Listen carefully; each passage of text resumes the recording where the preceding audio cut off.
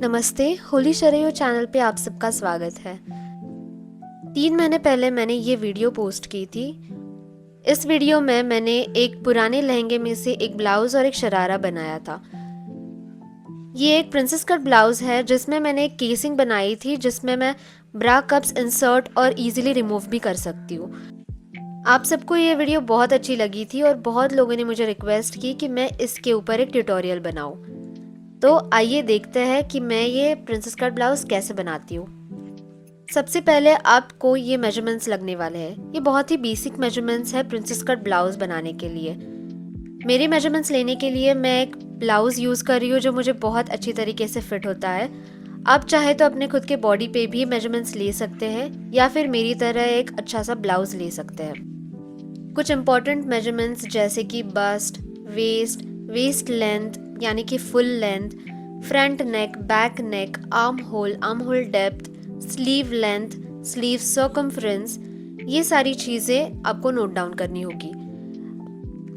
Arm hole major करने के लिए सबसे पहले बैक आर्म होल मेजर कीजिए, फिर measuring tape front arm hole पे रख के वही कंटिन्यू करके पूरा आर्म होल का सर्कमफ्रेंस मेजर कर लीजिए। उसी के साथ आर्म होल डेप्थ का भी मेजरमेंट ले लीजिए। फ्रंट नेक और बैक नेक की डेप्थ आप आपके अकॉर्डिंग ले सकते हैं। उसके बाद बस्ट पॉइंट, प्रिंसेस सीम के पॉइंट्स, साइड सीम्स, ये सारे मेजरमेंट्स नोट डाउन कीजिए। इस वीडियो में मैं जो ब्लाउज बनाने वाली हूँ वो स्लीवलेस होने वाला है, लेकिन फिर भी मैं स्लीव्स का पैटर्न बना के रख रही हूँ। इस ब्लाउज की बैक नेक डीप होने वाली है, इसीलिए इसकी शोल्डर सिर्फ 5 इंचेस ही होगी। ये है सारी मेजरमेंट्स जो मैंने नोट डाउन की है। हाँ, मेरी हैंडराइटिंग बहुत ख़राब है, लेकिन अगर आपको कोई क्वेश्चंस होंगे तो कमेंट सेक्शन में ज़रूर पूछिए, मैं सारे डाउट्स क्लियर करूँगी।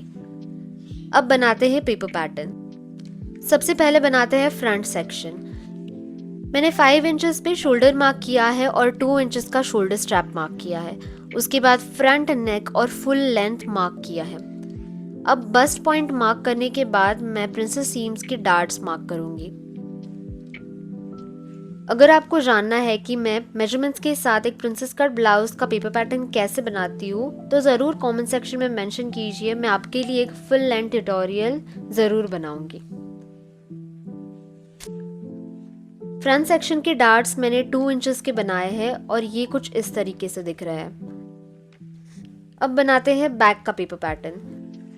सेम तरीके से मैंने शोल्डर और वेस्ट पॉइंट मार्क किया है, आर्म होल ड्रॉ किया है और एक बेसिक सिंपल यू नेक बनाया है। मैंने बैक की डिज़ाइन बहुत ही सिंपल रखी है, सिर्फ एक डार्ट ऐड किया है और एक डीप यू नेक ऐड किया है। आप आपके अकॉर्डिंग ये डिज़ाइन चेंज कर सकते हैं। अब हमारा फ्रंट सेक्शन और बैक सेक्शन दोनों भी रेडी है। ये होने के बाद अब हम बनाएंगे स्लीव्स का पेपर पैटर्न। स्लीव्स का पेपर पैटर्न बनाना बहुत ही सिंपल है। आपको सिर्फ स्लीव लेंथ और सर्कमफ्रेंस, इन्हीं दोनों मेजरमेंट्स की ज़रूरत है। मैंने एक बेसिक स्लीव्स का ही पेपर पैटर्न बनाया है, लेकिन स्लीव्स में भी बहुत वेरिएशंस होते हैं। मैंने तीनों भी पेपर पैटर्न्स के टेक्निकल शीट्स ड्रॉ किए हैं। अगर आप जानना चाहते हैं कि मेरे मेजरमेंट्स के अकॉर्डिंग मैंने ये पेपर पैटर्न कैसे बनाया तो इन फोटोज़ के स्क्रीनशॉट लीजिए और आप आपके मेजरमेंट्स के अकॉर्डिंग इनमें चेंजेस कीजिए।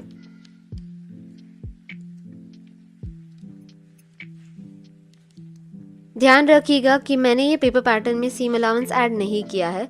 ये जब आप फैब्रिक पे ट्रेस करेंगे तो उसी के बाद ही ऐड होगा। अब ये पेपर पैटर्न मैं लाइनिंग फैब्रिक यानी कि कॉटन फैब्रिक पे ट्रेस करूँगी। लाइनिंग के लिए मैंने कॉटन फैब्रिक लिया है और जो मेरा मेन फैब्रिक था वो बहुत ही पतला था, इसीलिए मेन फैब्रिक यानी कि सिल्क फैब्रिक के नीचे मैंने एक बटर क्रेप फैब्रिक भी ऐड किया था।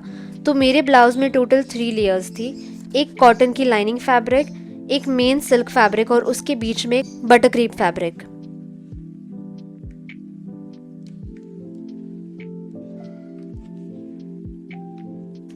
मैंने 1/2 इंच सीम अलाउंस सारी जगह पे ऐड की है और साइड सीम के लिए मैंने 1 इंच की सीम अलाउंस ऐड की है बिकॉज 1 इंच की मेरी मार्जिन होने वाली है। अब लाइनिंग फैब्रिक का तो कटिंग हो गया है। ये है मेरा मेन फैब्रिक। आप देख सकते हैं ये फैब्रिक बहुत ही पतला है, इसीलिए मैंने इसके नीचे एक बटर क्रेप फैब्रिक की लेयर ऐड की थी। ये क्रीज भी बहुत हो रहा था, इसीलिए मुझे ये बार बार आयरन करना पड़ रहा था। कटिंग के बाद अब बनाते हैं डिटैचेबल ब्रा पैड्स के लिए केसिंग। मैंने ली है 32 साइज़ की ब्रा पैड्स। अब इसको मैं फोल्ड करके इक्वली डिवाइड करूँगी और मार्क करूँगी, जिस वजह से इसमें 4 इक्वल हिस्से हो जाएंगे।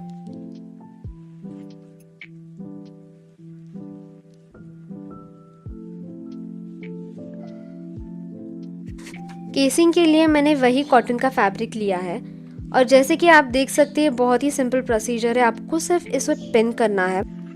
जैसे कि आप देख सकते हैं मैंने 1/2 इंच का सीम अलाउंस छोड़ के ही इसे पिन किया है सेंटर लाइन पे। अब आपको सिर्फ इस फैब्रिक को एडजस्ट करते हुए डार्ट मार्क करना है, जिस वजह से ये जो सर्कल फैब्रिक है आप मार्क कर पाएंगे। मार्किंग करने के बाद ये कुछ इस तरीके से दिखेगा। सेंटर लाइन पे मैंने 1/2 इंच का सीम अलाउंस छोड़ा था। अब कर्व्ड एजेस पे मैं 1 इंच का सीम अलाउंस छोड़ने वाली हूँ। ये है केसिंग का हाफ पार्ट। तो ऐसे आपको 4 पार्ट्स कट करने होंगे, जिस वजह से 2 पूरे सर्कल्स क्रिएट होंगे।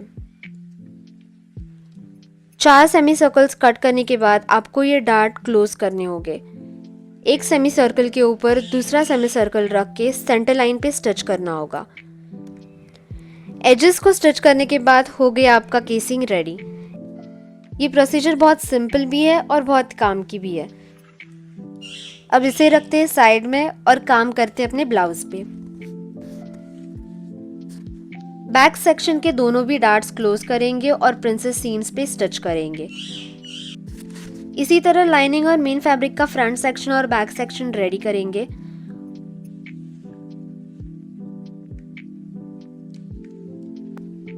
फ्रंट सेक्शन और बैक सेक्शन रेडी होने के बाद अब बारी आती है केसिंग लगाने की। ये केसिंग आपको लाइनिंग यानी कि अस्तर पे लगानी होगी। इसे स्टिच करते समय ध्यान रखिए कि आपको साइड सीम के यहाँ पे 2 इंचेस का गैप छोड़ के ही इसे स्टिच करना है। केसिंग स्टिच करने से पहले एक बार चेक कीजिए कि आपका जो ब्रा पैड है वो अंदर जा रहा है या नहीं।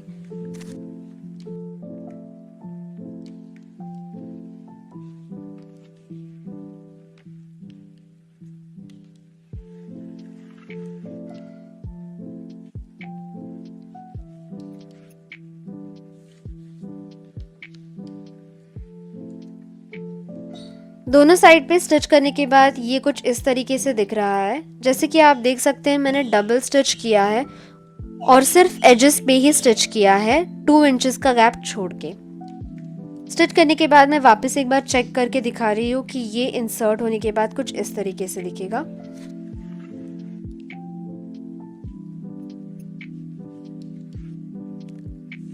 इसके बाद मैंने फ्रंट सेक्शन के ऊपर बैक सेक्शन रख के शोल्डर सीम्स को स्टिच कर लिया। मैंने मेन फैब्रिक अलग स्टिच किया है और अस्तर का फैब्रिक अलग स्टिच किया है। नेक लाइन, हेम लाइन और आर्म होल को फिनिश करने के लिए मैंने ये ग्रीन पाइपिंग की लेस यूज की है।